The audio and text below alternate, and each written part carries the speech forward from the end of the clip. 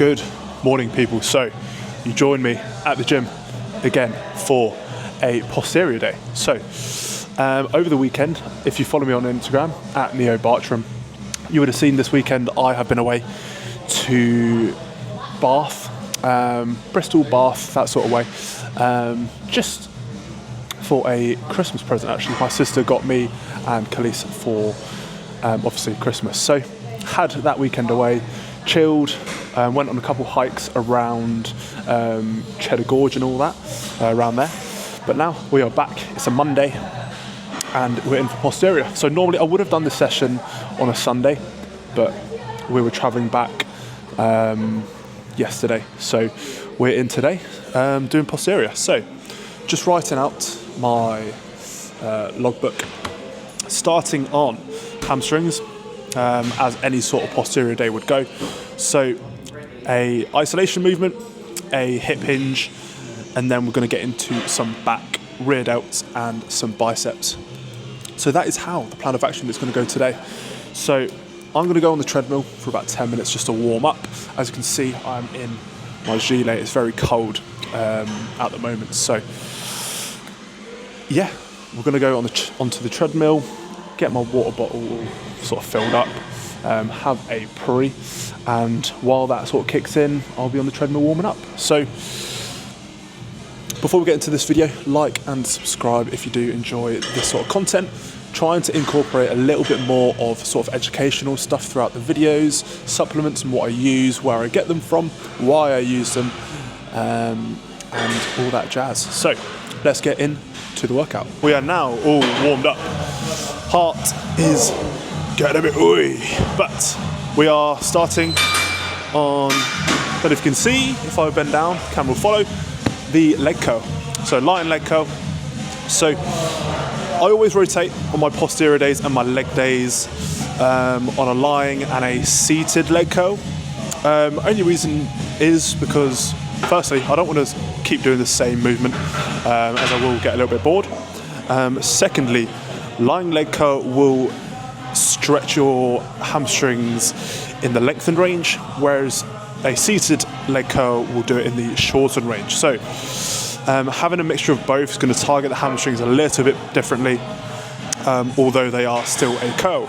It's just where your hips are aligned. Obviously, if you're sitting down, your legs are going to be in front of you, and then again, when you're lying down, they're going to be obviously stretched out and lengthened. So starting to warm up on the leg curl, reach a top set, and then do a back off, and then heading into a hip hinge. Now we are warmed up, reaching a top set on this lying leg curl. On the Watson bits of equipment, they go up in numbers, not actual weight. So last week I done level 12 for 9. Rep range on this exercise is on a top set of 8 to 12. So hoping to beat 9. So yeah, see how we get on.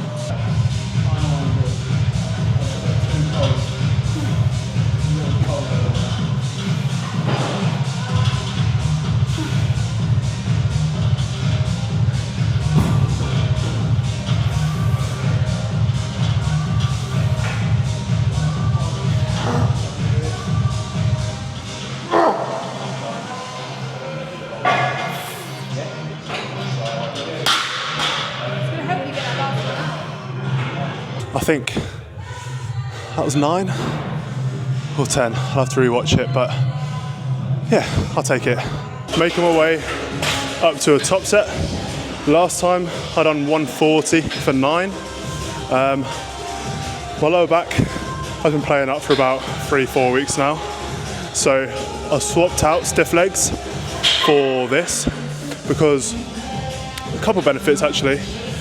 It tends to be a lighter load that you can do RDLs for, and there's also constant tension on the glutes and hamstrings, meaning hopefully a much bigger sort of stimulus to grow.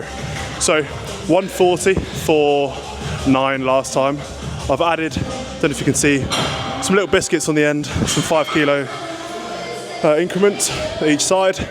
So with those, an extra 10 kilos, 150, hopefully I can either match reps or get to 10. Rep range on mostly all of my compound movements are about 6 to 10. So see what we can do. YouTube's back up and running. He's chatting shit, don't believe him. Listen to me instead, even though he's probably saying the exact same things that I say.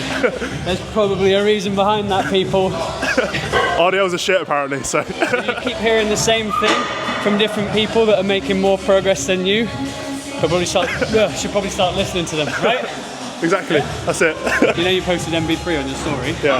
I've had some in the bottom of my bag for like months. Yeah. Found it today, ripped one, plus 10, match reps, deadlifts. Told ya, it works, that stuff. Code NEO10, Elite Supps. Getting the protection on for the lower back. Practice safe sets, use protection. Ooh.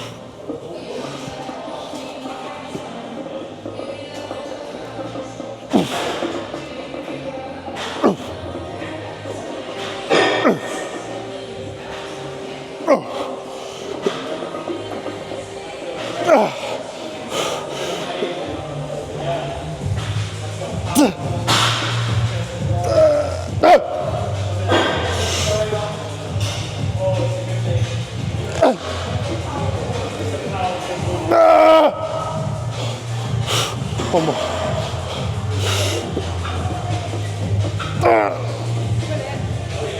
Go!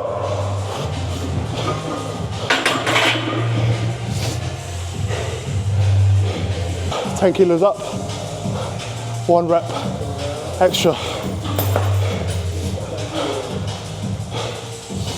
Oh. Those 50-50 reps, if you don't know if you can do them, just fucking do it.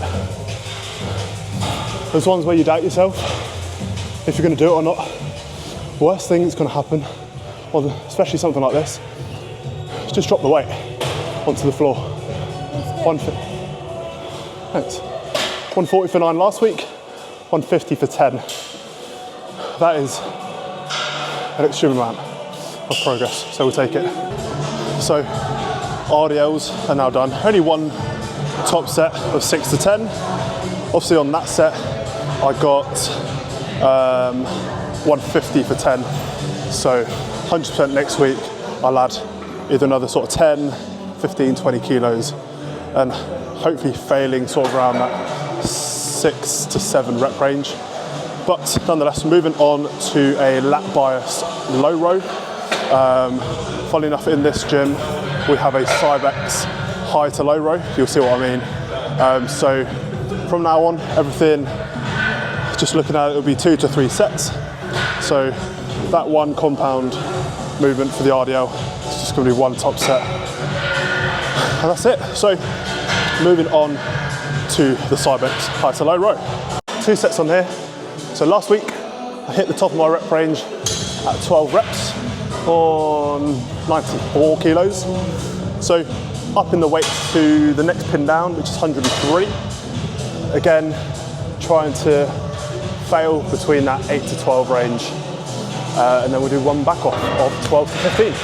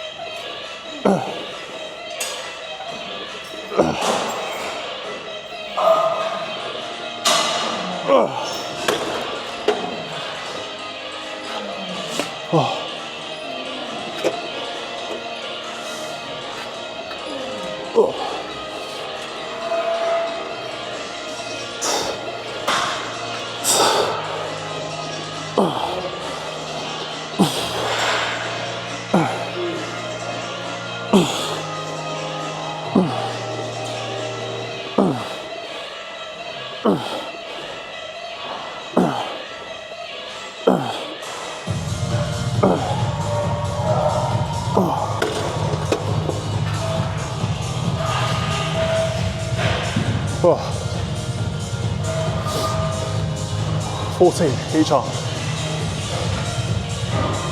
So when it comes to intensity and having a set rep range as well on any sort of exercise, if you get to the end of the rep range, so for example, my rep range on this is 8 to 12, I've just done 14.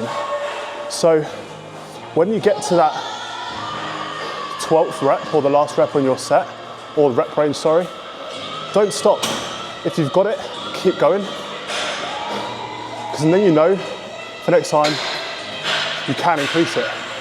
There's a lot of factors that can go into why you progress so quick on certain movements. It's all about when in the workout that you do that certain exercise. So this is my first row movement of this posterior day, whereas on my other rotation, this is like the third thing that I'll do. So that could play a big role in it. Another thing, if you're doing any sort of unilateral exercise, meaning that you're using one limb at a time, always start on your weakest side. So any rowing movement, although I'm right-handed and I'm dominant on my right is actually the weakest lat, let's say, or weakest side on a row variation. So that's why you'll see I always start on my right side for any row, and then I finish on my left. Reason being is because if your weakest side, if you do your weakest side first, you can always match it with your strongest side. Whereas if I was to do my strongest side first, let's say I got 10 reps, my weakest side might not even be able to get to 10 reps. So starting on your weakest side and matching it with your most strongest or dominant side is going to benefit you and your physique a lot better, because that will slowly build up those imbalances that you had, and then everything in your body will be symmetrical and basically just even throughout. But I digress. One backup set on this, I'm moving on to a single arm pull down. Moving on to a single arm pull down. Last rotation, I've got 70 for 10, which is sort of in that mid-range of my rep range. So 8 to 12 in the middle there. So I'm gonna match the weight, hoping I can get 11 or 12, and then again, as normal, with one back off.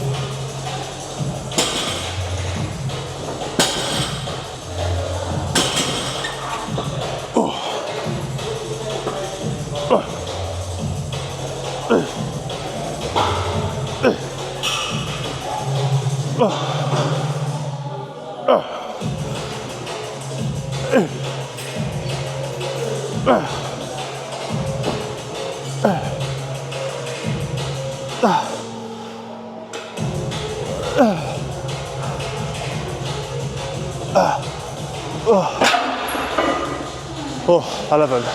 So one rep up last time. So as always, my right is the weakest side. Hopefully I can match 11 on my left. 1, 2.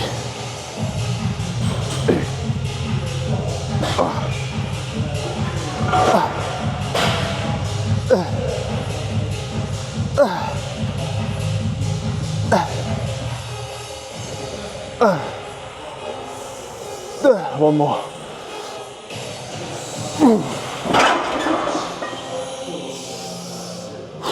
Right, so there we go, one rep up from last time. And that, ladies and gentlemen, is what you call progressive overload. So we are now moving on to T-bar row. So upper back focused, mid-trap. What we're trying to do is bring those elbows at about a 45-degree angle from the torso, So aiming for about here, not flaring out, because we will do a rear delt variation this exercise, this workout, sorry. So aiming this, like I said, for mid-back. Not lat, but any sort of row movement, you're going to incorporate some lat. So, put this all the way down. So, 70 kilos for 7 last time. This is quite a new movement, I should say. I don't really, or haven't really had any sort of T-bar variations in my program in the past, solely because gyms I've been to haven't really had a T-bar, funnily enough. And I'm not doing a fucking landmine row, because can't be arsed. So, let's see how many we can do. I'm just waffling now, trying to procrastinate this as much as possible, because I hate this movement, but it's good for me.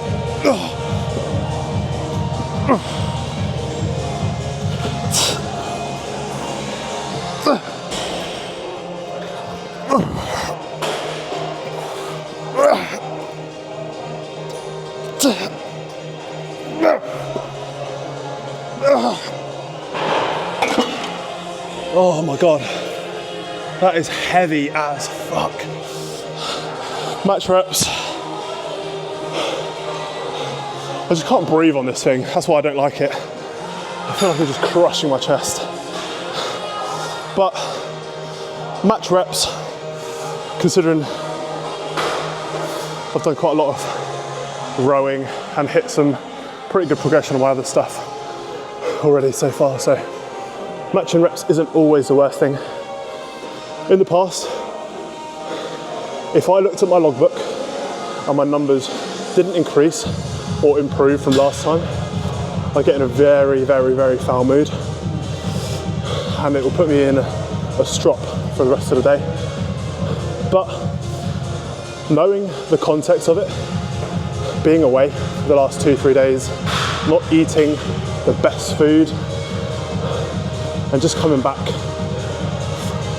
after not doing any sort of exercise really, apart from those hikes that we've done, and then hitting those progression movements on the previous exercises. So putting it into context, it's not the worst thing, but yeah, in the past I did used to get very foul. Moving on to a rear delt fly. So the pec decks that we have here aren't the greatest, so have to resort to a cable, but I still like it. So 2 sets, 10 to 15, 15 to 20, and then moving on to some biceps. Oh. Oh.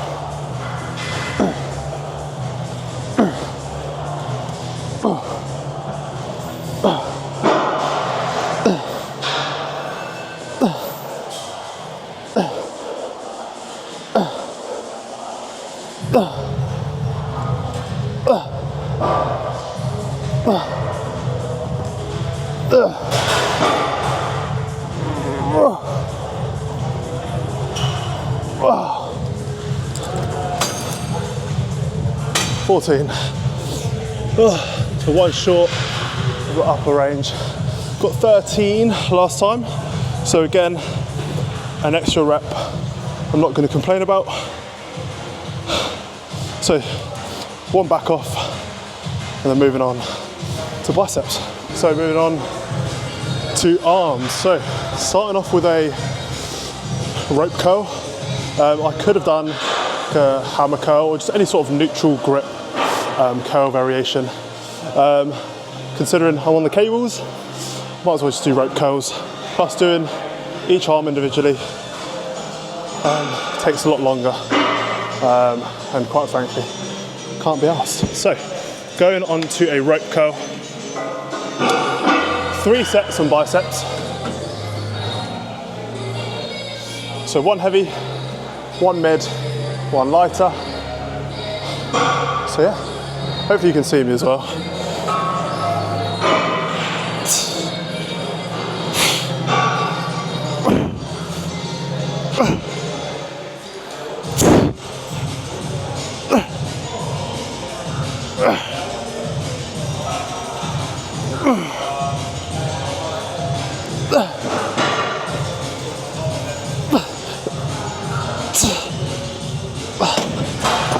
Oh,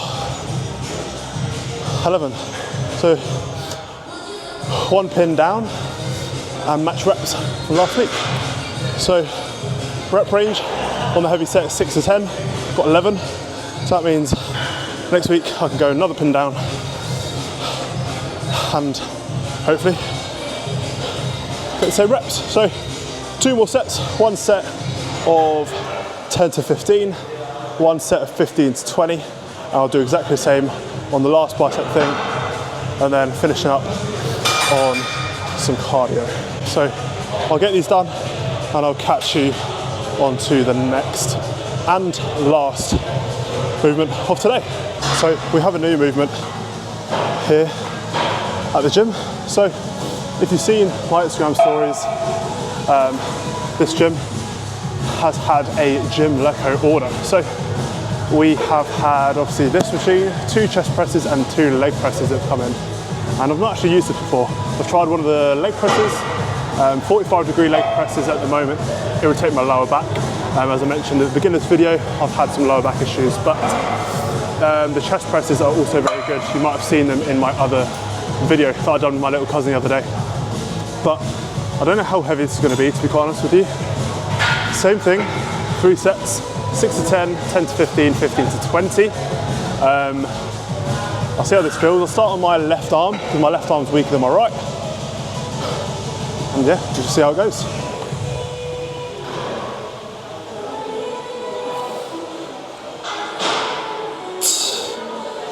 Okay, that's too ambitious. It feels light at the bottom, and then it cuts off. Well, it gets very, very heavy at the top, so I'm gonna take a 10 off. I'm gonna put a 5 on, because that is not budging. So 5 each side.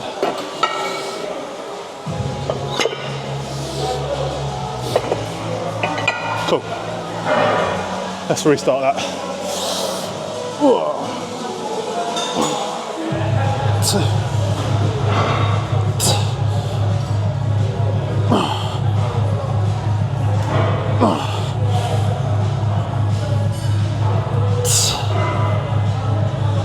Oh my God, so 6, very lower end of that rep range. 1, 2, 3,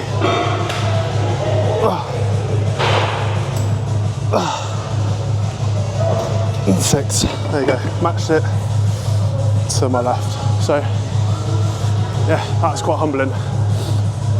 15 kilos for 6. So I'm going to strip a 5 off, do another set, and then probably just leave a 5 on for the last set. That is it for today, for my posterior session. Hopefully you guys enjoyed. Well, I definitely did. So yeah, if you like the video and subscribe for more. Like I said, last video, I'm going to try and make this a weekly occurrence, as it doesn't actually take too much away from my sessions, because the reason I put this off, firstly, the editing was quite strenuous and I had quite a lot going on. And I remember it took quite a lot of time to like set everything up, but it's actually not bad at all. So, New Year's resolution was to try and get this YouTube channel back up and running, and hopefully I'm reviving it. So, second video in of the new year, and hopefully you guys are enjoying this. If you want to see more content and stuff, follow me on TikTok and Instagram, both at Neo Bartram. And if you want to get any supplements, use code NEO10 at Elite Supps. But like I said, if you like the video, and subscribe if you are new, and I'll catch you in the next one.